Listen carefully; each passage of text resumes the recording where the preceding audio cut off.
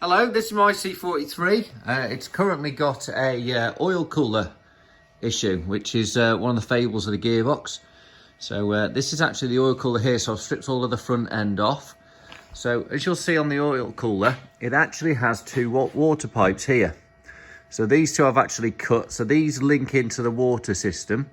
So when the oil cooler actually breaks down, it lets the antifreeze into the system through there. Now, as you'll see down the back here, there's actually two more pipes. These go actually into the top of the cooler.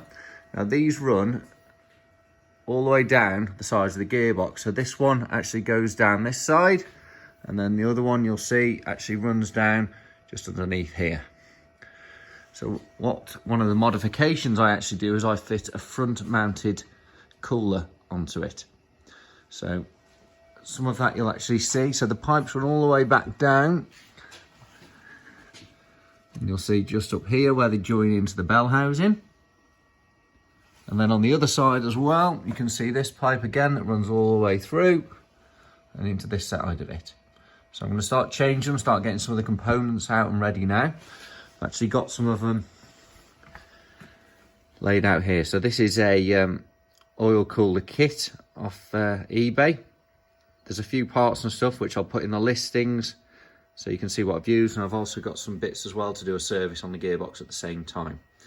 Now the other thing I want to show you is actually this part here. So you may be able to get the part number off it. So this is actually an electro plug which goes on the front. Everybody seems to have a different name for one of these. Now I'll show you where this goes. I'm going to use a torch for this as well. So again, we're going back underneath the car. So if you see just here, this is the electro plug. Now what happens is, again, this is one of the fables of the C43 for a failed gearbox. The seals actually break down within it. So if you change it every 40,000 miles, hopefully that the seals won't go, and then obviously the oil won't leak and go up the loom, which is actually what causes the damage. So the seal breaks down, and then it actually sends oil all the way through to the TCU in the footwell and actually fills it up. So I'm going to show you a few pictures and a few bits and bobs and videos as I'm removing all this. And I'll show you the finished product as well. Right, thank you. Just a little further along removal now. So I've now got the oil lines out from down either side of the engine. So I've disconnected them so you can see these oil lines dropping down now. Now the big question people are going to say is, why don't I just change the oil cooler and put something different in its place and use the original oil lines? What I've found with doing a few of these is, if you replace it with AN lines all the way back to the gearbox, because they're all the same join, you just don't end up with any issues or any leaks. The other thing is just surrounding this actual oil cooler. This is actually the second one this car's had in its life. You actually see, as daft as it sounds, how new all the bolts are. So they were all replaced on it. These are literally like a ticking time bomb on these cars. So they could go within 2 years, they could last 15 years, you do not know. But when it goes, if you don't catch it quickly, then that's what sends the glycol and will ruin the box. As far as these water pipes here, so these are the two water pipes. Now, with both systems, I've obviously drained all of the water and all of the gearbox oil before I've started including the torque converter underneath. But these two water pipes here, all I'll actually do is cut them back a little bit further here and just join the two together. So the circuit's still running together, but you're actually just cutting out this kind of water-cooled side of it completely. So when the AN cooler's fitted on the front, there's no chance of this ever happening again. In the ones I've fitted, it's never had any gearbox issues ever again. This one we should have probably done a bit sooner, but kind of wanted to keep it original. So there we go.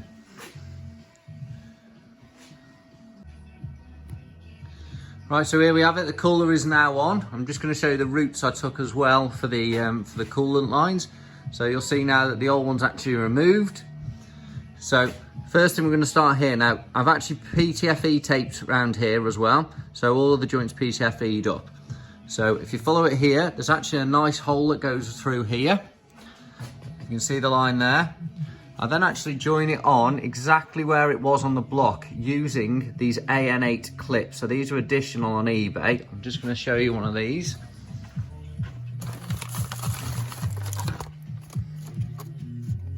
So that's these little DG8 clips. So these have got a nice little rubber cap inside them, and they will actually fit in. You're gonna have to drive the Torx bolts actually through the hole a little bit, but they will actually go through some of these. So they attach it onto down the engine sides. So that's the first one there, and the next one is just above the steering joint. I don't know if you can see it there.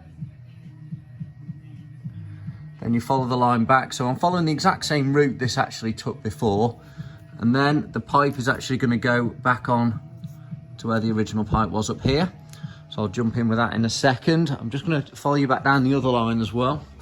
So again, PTFE tape here. This one has to come a little bit more of a stranger route. So this one actually has to come just around the side here. The reason for that is the hole here isn't big enough. You could remove an AN line and actually drive it through and reattach, but to be honest, it's just not worth it. Right, so underneath, here's the first bolt hole. Again, I've used these nice DG8 clips. It goes up over the cross member. Again, you're up by the steering box. I don't know if you can see that one there. Then again, you'll see the pipe comes to just next to the hole. So I'll grab the right angle adapters now. So these again, you have to buy these because the line actually only comes with one corner on it and then a straight. So you have to have one of these onto the end. So all they do is go on like this. I'll tighten that up with a couple of spanners in a minute. Again, you can see the pufty tape around here, and I'll do the other side as well. Then they actually go onto the joins that go into the gearbox, and you are done. And I will flick to that in a sec for you. Right, so it's under tray time. So because of where the cooler's located, you do actually have to cut your under tray very slightly. It's probably the bit that hurts me the most in the whole car, really. So as you'll see, what I've done here, so I've cut one bit out here and one piece out here.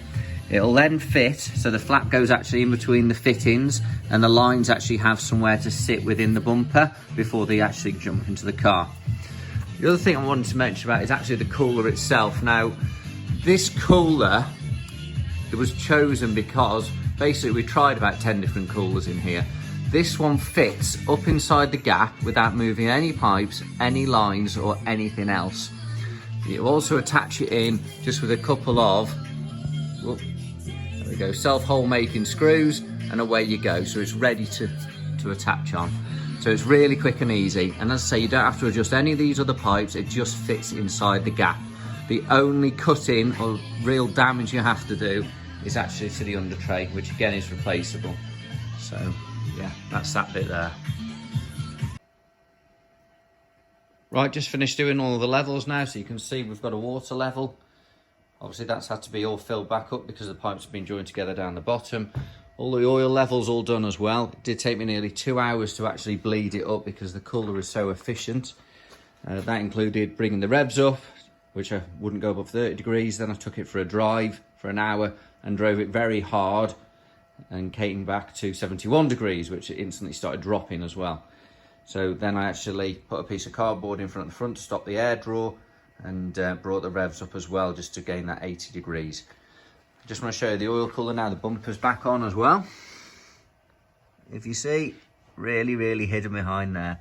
So you wouldn't really tell the difference unless you're really looking for it.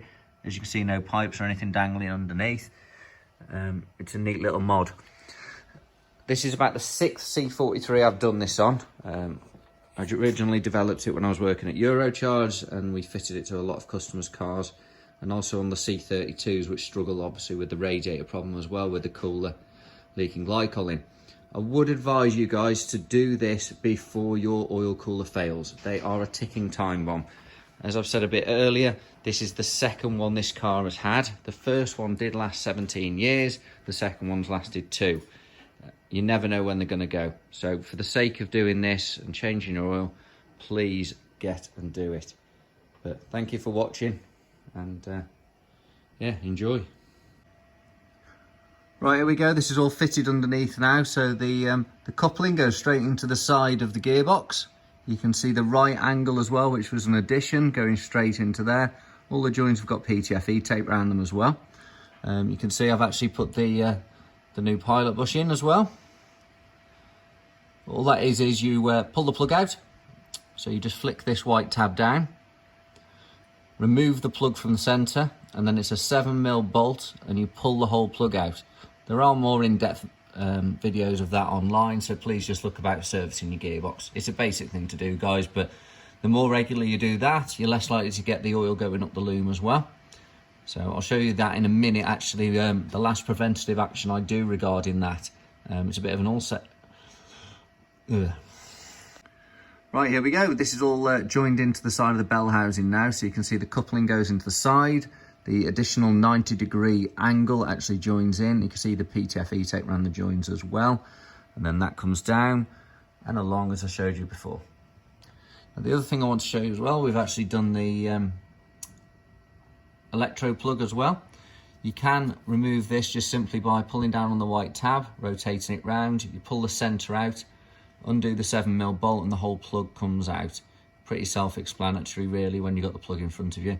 There are more detailed videos about this online, so please watch those if you're not sure what to do. But this is a bit of a must, guys. This is general service maintenance, what will protect your gearbox.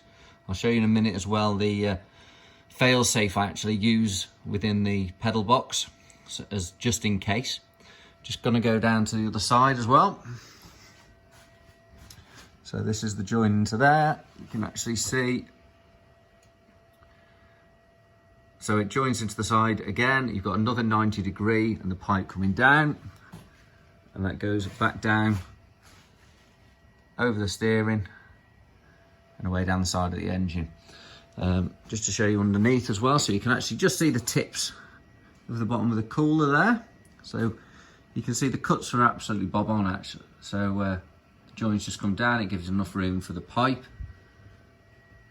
and lets it flow down there. Again, it's non-intrusive, so you can see the cooler there. I'm just going to come back behind the bumper, and you can see, I don't know if you can see the joins I've made for the pipe. There we go. So there's the join for the pipe. So I actually used some aluminium that was already on the car and joined the two pipes together. So that's the water pipes joined, and then the AN lines coming through. Right, I'm going to address a bit of a elephant in the room here. You may have noticed how easy it is for me to actually access all of this. And the reason for that is I have actually removed my primary cats on my exhaust system. So you'll see that both sides. So I've got no primary cats, and then obviously the exhaust normally loops underneath the bell housing here as well. So what do you do with your car? Now, what I've done with all the other C43s is I've actually dropped the exhaust down, placed it back up, drawn a permanent, with a permanent marker, a kind of ring of where this will actually hit on both sides. Then from that, I've then brought it back down. I've used a blowtorch, warmed the area up and hit it with a hammer. I've dented the cats in to give the clearance. It's been done on all of the other ones I've done. There's been no issues with it. And again, it's caused no lasting harm really. But for this car, it's obviously been a lot easier with the cats out of the way. But it's not to say that it doesn't work on yours. I've used the exact same parts on the other builds. It is just a little bit more fiddly with the exhaust. Behind, this was one of the earlier ones we did, so you can see it's actually not quite as deep as the one on that we've just on my car. Just want to show you from underneath. So you can actually see there's the cutout as well for it, but that just covers the line. So as I say, this was one of the early ones, so the link I've actually provided gives you a deeper cooler, so you get more air. Just want to show you the lines down the back as well. So this one we actually used a braided line on it, and then you can see the other one here. So this one's got cats in, which is why it's so important for me to show you. So there's a very slightly different route on the one with the cat in, so it actually comes round the cat. So we've joined it on, same underneath here, and as it comes round, it goes onto the side of the gearbox here. You can see just where we've dented it in, and that gives you the clearance. So we use the extra length that comes with it. It actually goes in there. On the other side, so again, it's linked in on the same place just above the steering, and it comes up. Same again there. But you can see there's actually, that's it with a pair of cats and how we've done it. This particular oil cooler's been on here for 2.5, nearly 3 years now, since the original one failed. But yeah, there's the difference for you as well.